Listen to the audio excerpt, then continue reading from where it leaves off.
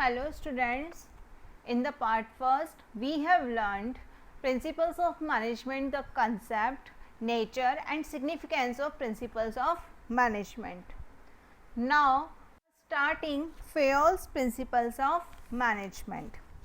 Henry Fayol, a French mining engineer, had developed management theories for scientific organization of labor to control production cost in an enterprise.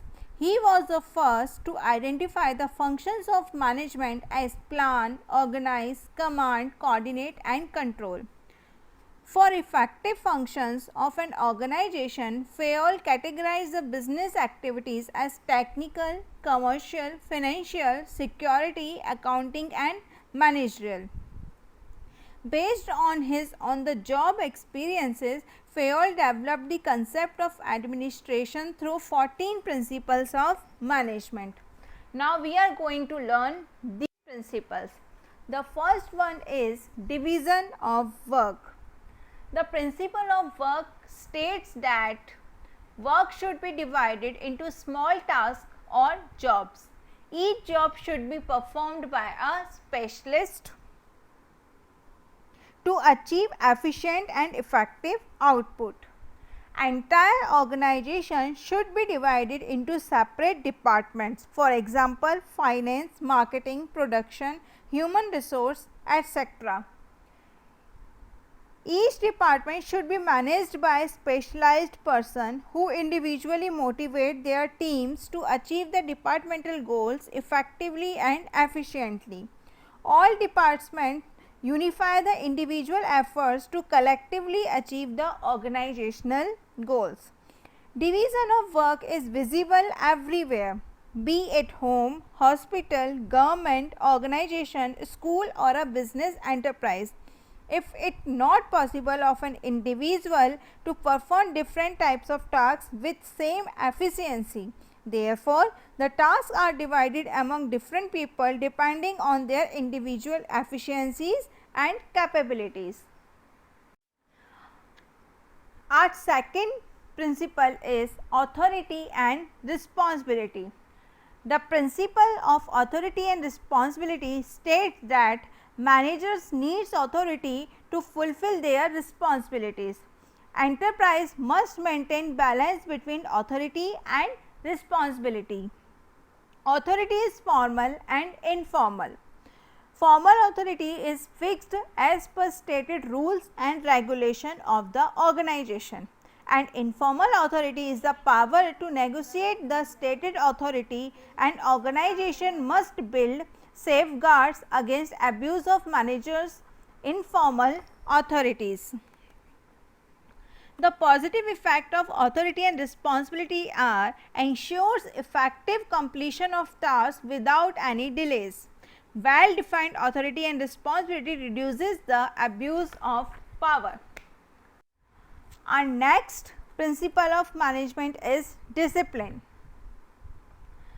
Discipline means following organizational rules, honoring employment contract by both employees and the management without any prejudice towards each other.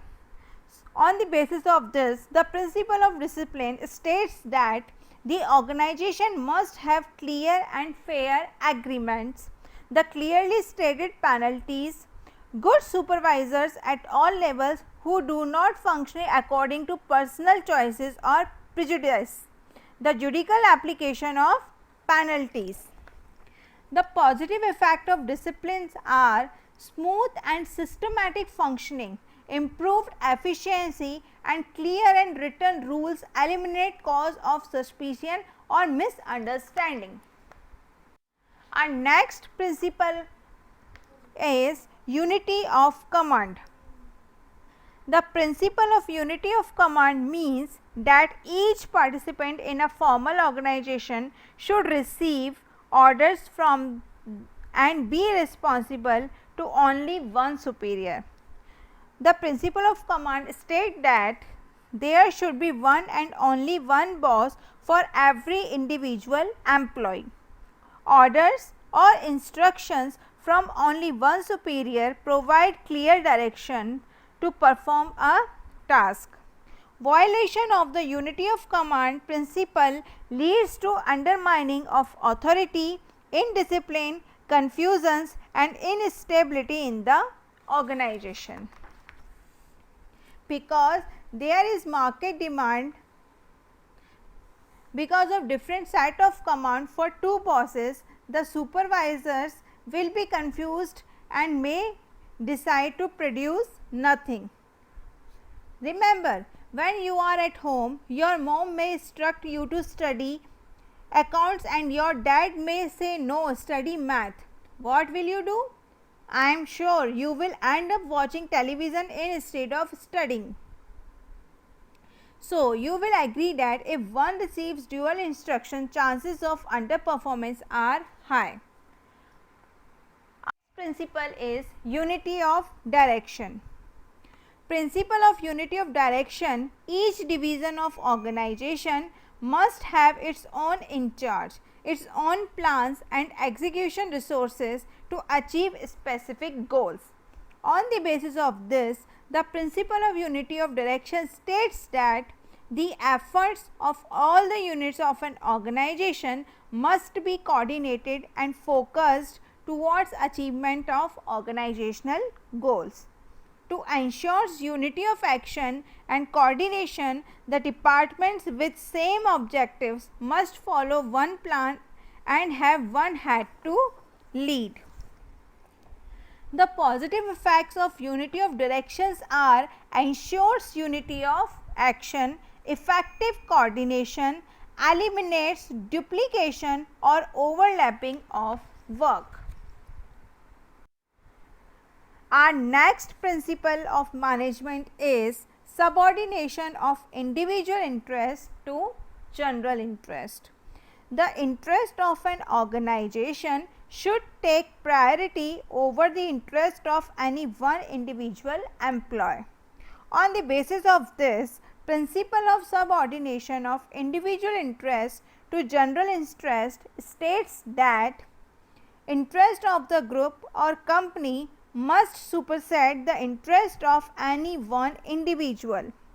Interest of larger group of people cannot be sacrificed for interest of an individual, however important she may be.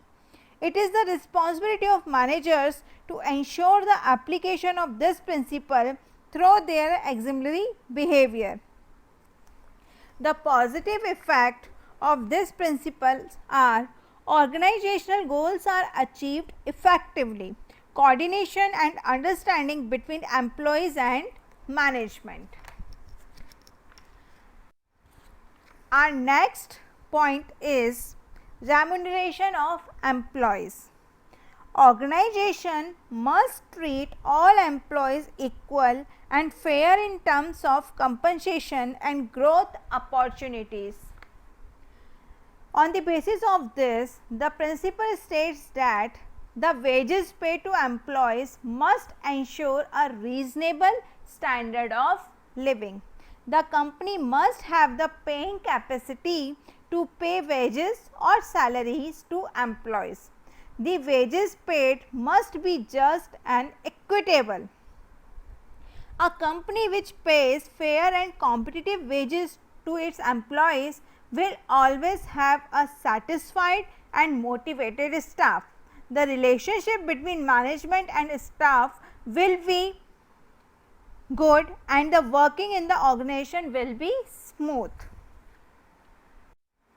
Our next point is centralization and decentralization. Centralization means concentration of decision making authority, and decentralization means dispersal of decision making authority among more than one person. According to Fayol, there is a need to balance subordinate involvement through decentralization with managers, retention of final authority through centralization.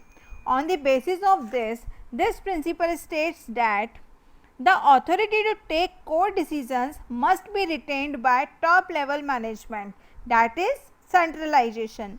The authority to take routine or day-to-day business decisions must be delegated to middle level and lower level management, that is decentralization.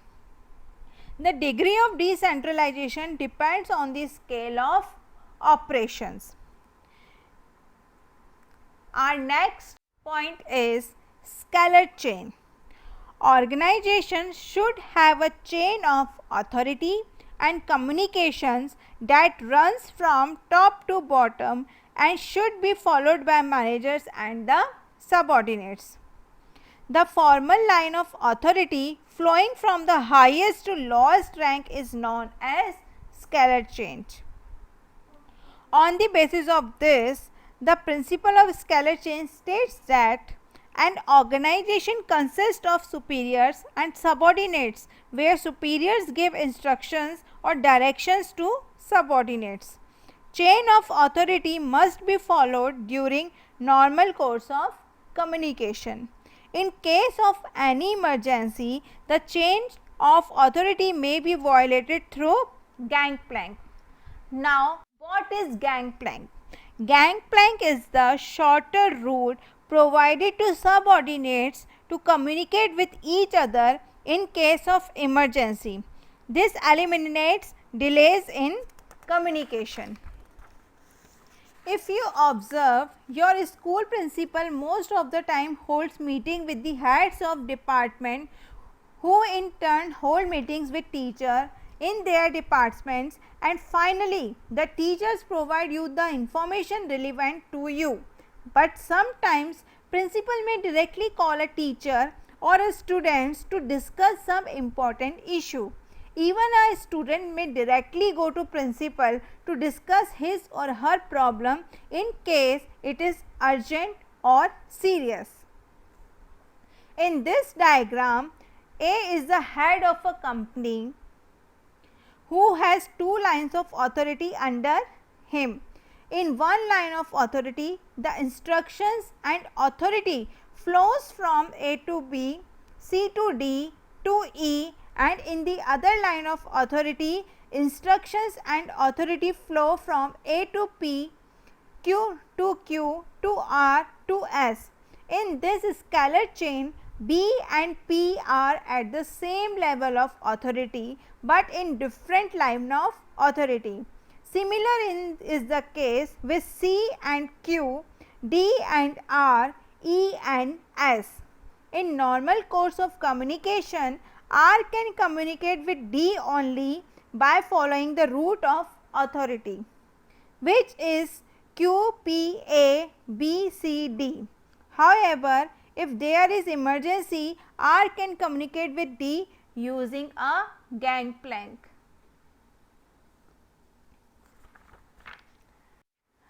Our next principle of management is order. People and materials must be in suitable places at appropriate time for maximum efficiency. On the basis of this, the principle of order states that a place for everything and everything in its place. It means that there should be assigned place for all physical resources and all human resources should be at their assigned places. The fixed or assigned places for all resources remove hindrances while conducting business activities. The orderliness increases efficiency and productivity. For example, the finance director of a company has his office on the second floor of the office building.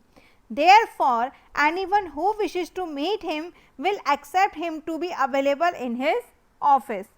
If he does not have fixed office or he does not sit in his office, then people will waste time looking for him all over the office.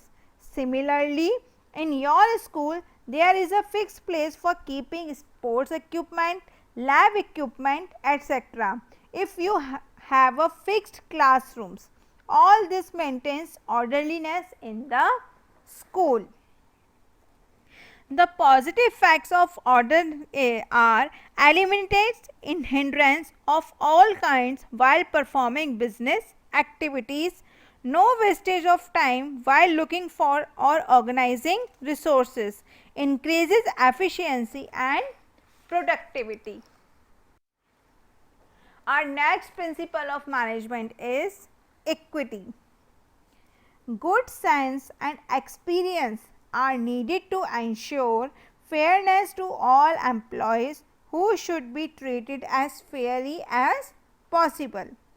According to this, the principle of equity states that managers must have just and kind behavior towards workers.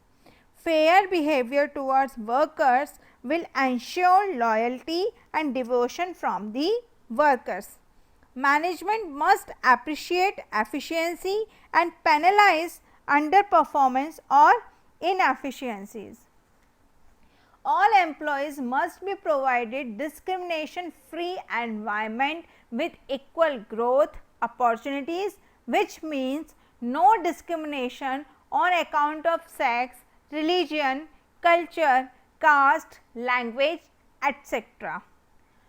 Today, many foreign companies are headed by Indian origin professionals, and many Indian companies appoint foreign nationals in managerial and technical positions to gain from their experiences. Our next principle of management is stability of personnel.